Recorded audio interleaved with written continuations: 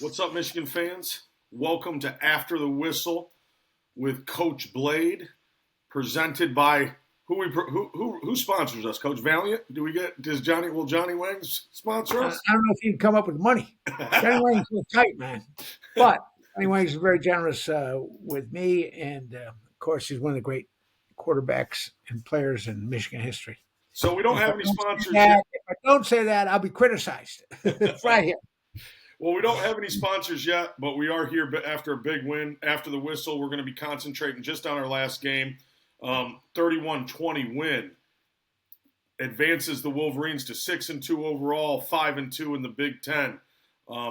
Really old school game, Coach. I mean, I think we were about in 13 personnel 90% of the game. It felt like we ran the ball a lot. Our passing game didn't really get going. Couple things I want to talk about offensively: RPO, scheme, and then obviously we'll talk about defense. I think there was a couple unbelievable performances. Derek Moore, oh man, what a player! And then Jimmy Rolder, I think he was really come on as a starting linebacker for us. He was making starter linebacker plays. There were a couple things I saw him that he needs to improve on, but man, did he play a great game.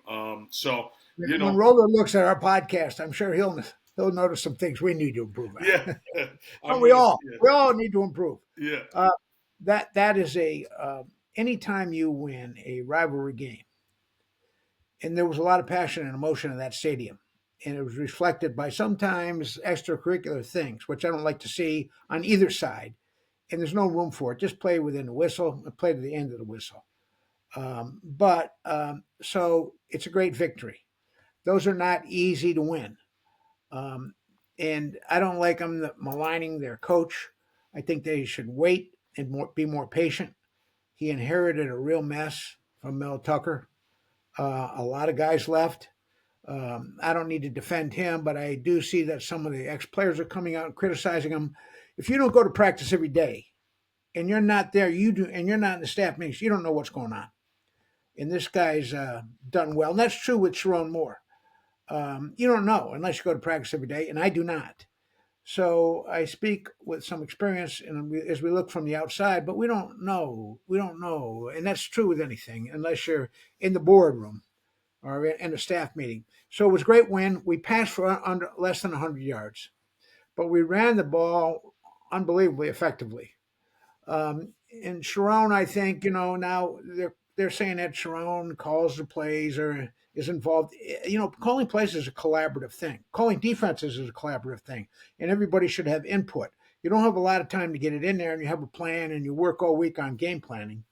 But Sharon, puts it away. He's much more patient than I am.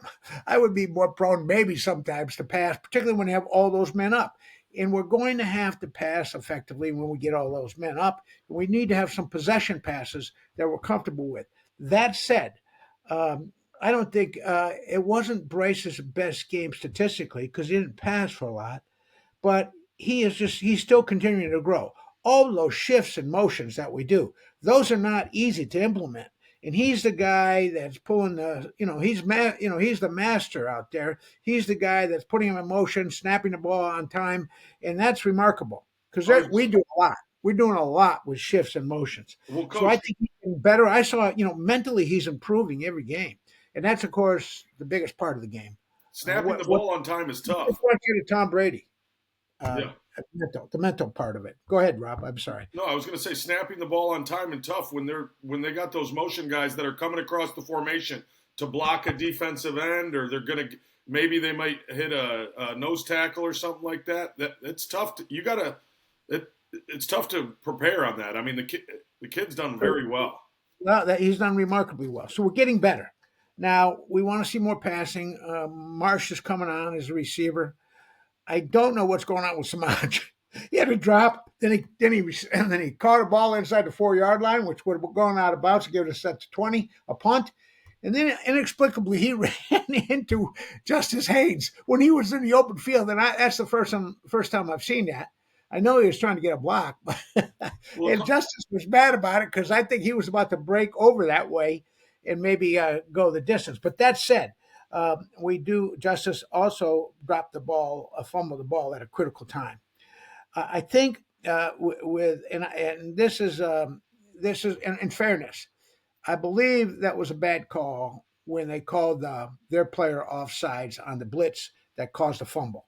That does not mean necessarily they would have gone in and scored.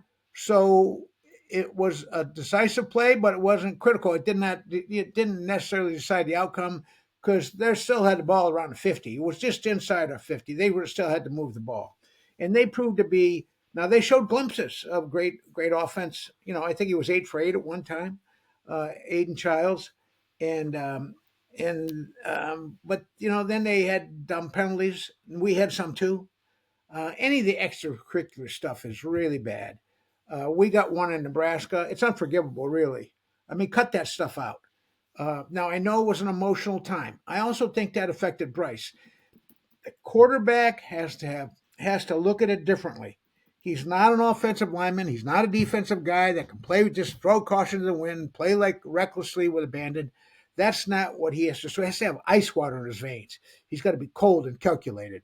And I think their quarterback was affected by the atmosphere too. So it was a tough atmosphere to play in, certainly, but a great win. And we came out of there.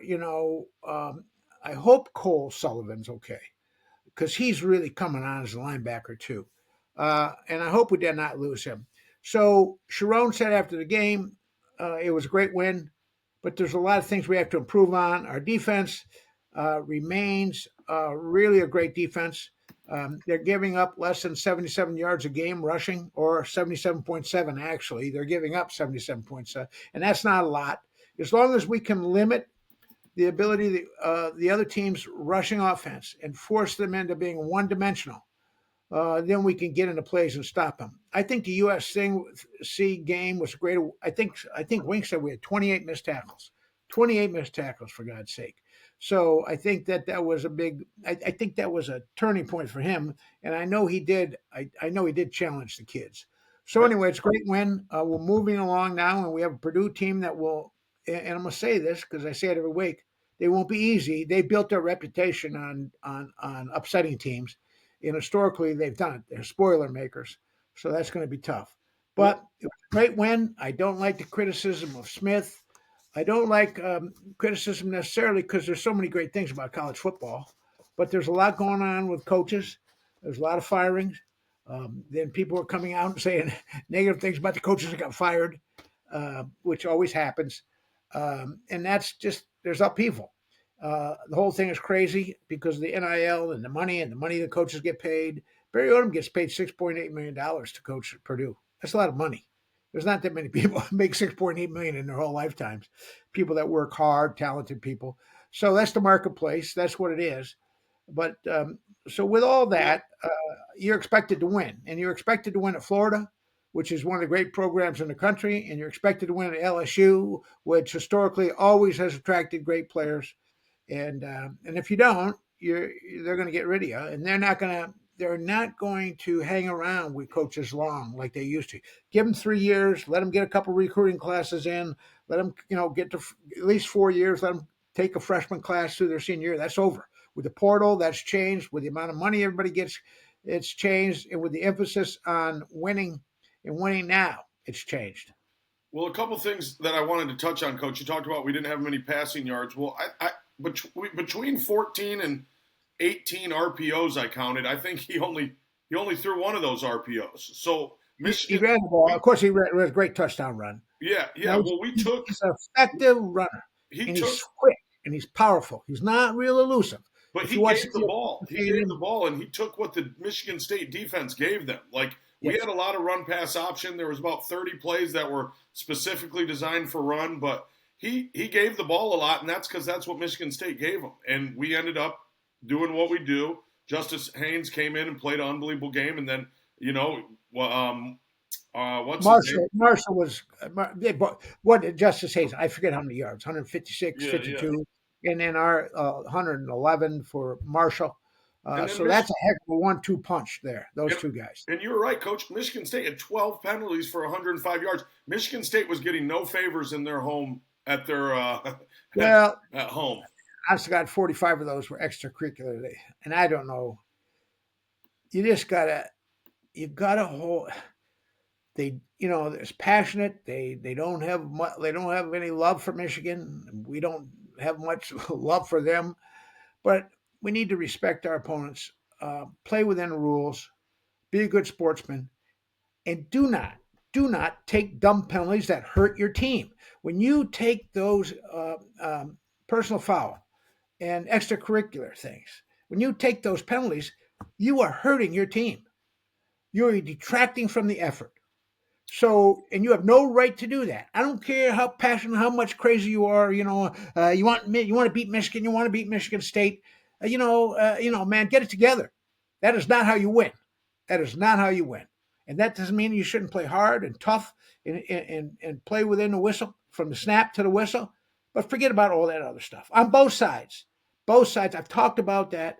I do. I think, I told you I had great friends who went to Michigan State who I love, but then when we were that 4 hours, I didn't want to talk to them and be around them. Then I can go back to loving them. Now it's a tough game to lose.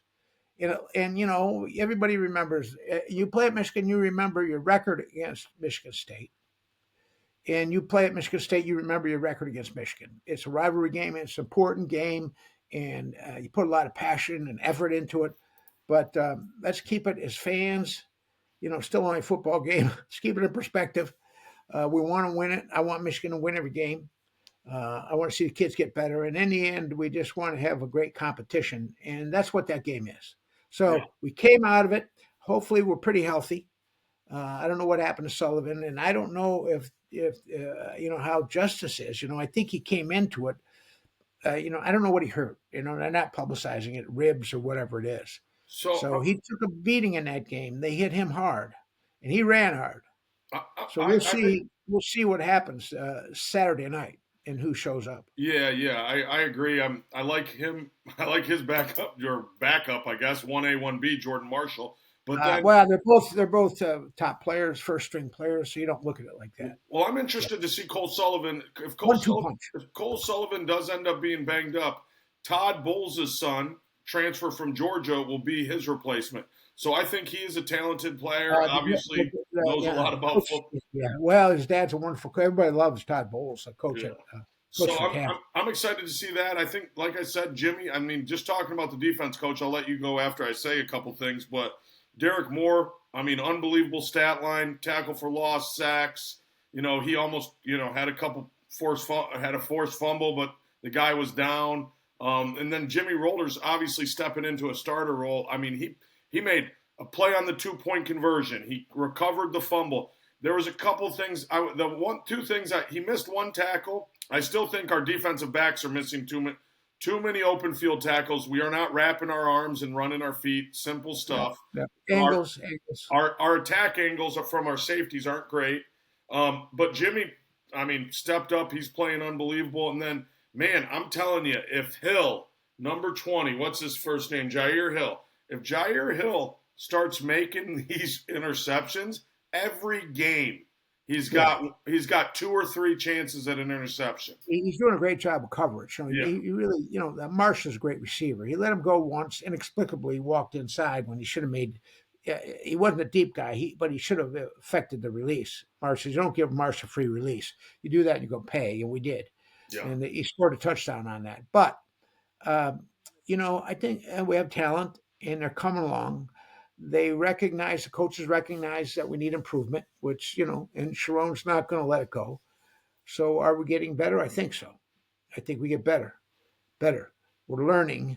We have a young team. I thought 77. Young Frazier came in and did a nice job at tackle. I don't pull the offensive line performance apart, but I thought they played hard. And I thought they did their very best to sustain blocks. So I think there's great effort up there. I think after SC, they got challenged also. I still think we don't pocket protect very well. And that's part of the problem. That's why we didn't pass for a lot of yards, too. When he goes back there, he's almost always under duress and forced out of the pocket. And that makes it tough. Yeah. So he's not able to sit back there with impunity. And so we just got to get better at that. But we got to keep moving him. He throws great out of the pocket, right or left. That kid can turn his shoulders, throw the ball deep. And then we got to get open as receivers. Sometimes I think we have to create space for him. We can't just let guys cut us off, put us on silent. We have to make a move. We have to move the defender. And then, for God's sake, we can't drop the ball. And if you drop the ball, in my opinion, right now, and I don't care who it is, I don't care if it's McCulley, Moore, or Marsh. You drop the ball, the next guy comes in. At this point, we can't have that. Yeah. Those are critical plays. That was a critical play when Shamaz dropped that ball. So we can't have that. We Well, can't have that. We got to sustain the drives, and when you get an opportunity, you got to execute and complete it. That's where we are now. well, We're in the stretch run. We're in November. yeah, that brings me to my last point, Coach. We'll wrap it up here, 15 minutes of the last game, move on to the next game, fix it and forget it. What do we need to fix and move on? What is our focus for Purdue? What do we got to get right? I think we have to pass the ball better. I think that Sharon got very conservative. Now I'm going to say this: the game was 10-7 at halftime, 10-7, very much in the balance, and we came out and won the second half. I think there's a lot going on inside our locker room at halftime, and that's to the credit of Chip, Lindsay, and Wink Martindale, who make these corrections at halftime.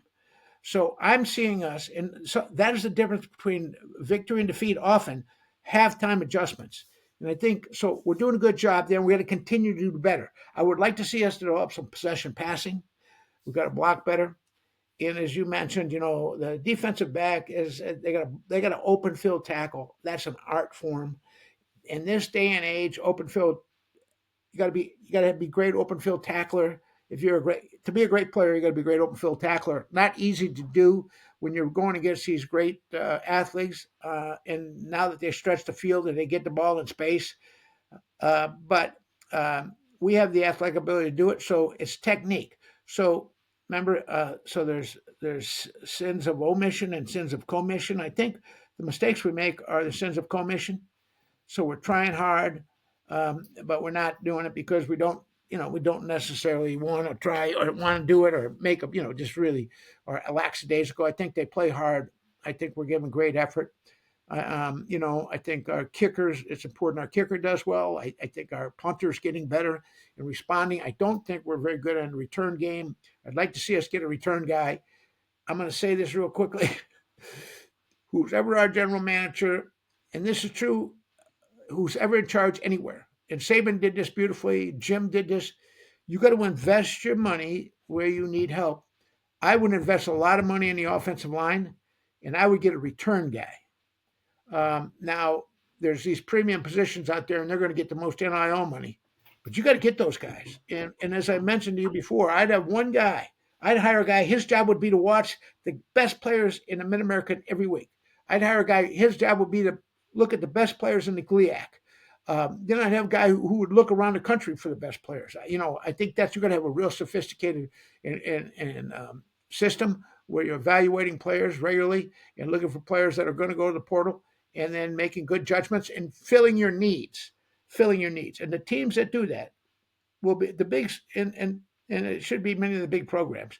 They'll be the ones that do the best. They say Gundy didn't believe in portal or NIL, and Gundy's out of a job, and Oklahoma State is not winning a game. And he was a very fine coach who did a really good job down there. He just didn't change with the times. That's where we are right now. We might not like it, but that's where we are. It's NIL and portal, and you better fill your needs out of the portal with experienced players if you're going to be successful. Well, Coach, you look at the top teams, and that's what they did. I mean, Indiana, Ohio State, Georgia Tech, Vanderbilt, Miami Hurricanes. He got that kid from Mendoza from Cal. He's going to be the number one pick in the draft. They say. Old Miss got the quarterback from Fair Mendoza. State. We've talked about. Oh yeah, and I'm so happy that kid's doing so well down there at Ole Miss. Yeah, Trinidad, I think is the name.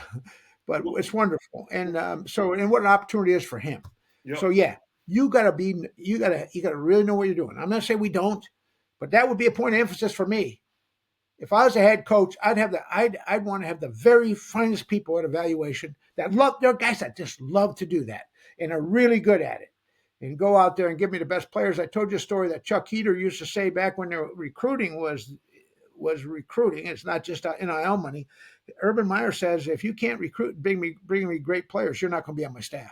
Yep. Period. So that's what we got to do. We got to get great players. Sharon can't do everything. Now, he's going to have to do evaluations as he goes along, as he puts his staff together. But I think he has a cohesive staff.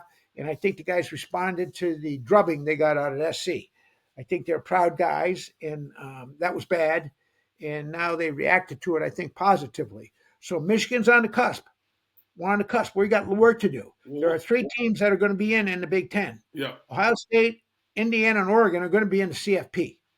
And there are several teams in the SEC that are going to be in, including Vanderbilt, of all places. They're going to be. Absolutely. Well, one thing I did want to mention, Coach, is I talked about them being in 13 personnel. I was bitching to you about, hey, they got to open up the playbook. I went back and watched. Man, Sharon, he is a master, man. He ran the same formation. Puts it away. But he's running 4 and 5 different run plays out of the same formation. They all look the exact same. All the keys are the exact same, and then it's a different run play. That's why Haynes and even when he kept the ball, Underwood, it's out of the same formation, and these guys are getting false keys, and the defense is doing their job, and they're finding creases because he designed it like that. And he has the most sophisticated interior running game. Yeah. Maybe in the history of college football. I'm telling you, and I'm not exaggerating. And that's Sharon Moore. He is the architect of that. Yeah. I mean, and so everybody loves these sophisticated passing attacks. And I think we got to get a lot better in passing. We got to have a lot better routes. We got to have a lot better concepts. But my gosh, and he, just like he did at Penn State a year ago, he knows how to put a game away. So everybody said, oh, they're 8 men up. We should have passed, and then we punted. He plays the percentages, and it turns out correct. And he puts it away. That's why I said he has patience. He's got a good mind. And, I feel strongly we're watching a great coach in his evolution. The guy we're going against at Purdue got the head coaching job. Well, we'll talk about that next, Coach. We're going to. Well, I'll just mention this as a comparison. At Missouri, as a young man where he played, 38 years old, without head coaching experience. Well, we had the same thing here. But I think our guy is really growing and responding and getting better. And he understands that he just doesn't accept the wins. He sees where we got to improve, and then he works on it. So, and then they have tough weeks of preparation. They go hard on Tuesday. They go live. They talked about that on the TV, and you have to go live. During and you got to be careful. You got to be judicious. You don't want to hurt yourself. You don't want to get injuries that destroy your opportunity to win. But you can't accept a blow or learn how to tackle or do any of these things unless you're doing full speed. You can't do them. If you just have speed and then expect them, they're not pros. The pros can sometimes do that because they've just been around, they have experience, they know how to turn it on and off. But the kids got to learn how to accept a blow, how to get off a tackle, how to get off a blocker, how to block, how to catch a ball, all those things. And that has to be done in live situations. Well, yeah, I appreciate it, Coach. Great game, great win. Always nice to bring Paul Bunyan back to Ann Arbor. We'll cut off. Paul Bunyan meant nothing to us. It was sitting there, and it didn't mean it wasn't. We never talked about winning the ball. They subsequently, later on, much longer after I went, made Paul Bunyan a big thing. It's good. It's great to play for a trophy. Yeah. But the brown jug was the only thing. That was the only thing. That brown jug, there was a tradition there that stuck, it sticks around, goes way back to Yost. But we didn't care. The Paul Bunyan was over in the corner. Nobody ever talked about it. Well, all right, Coach. We'll wrap up right here and then head on into Purdue. All right, I'm ready.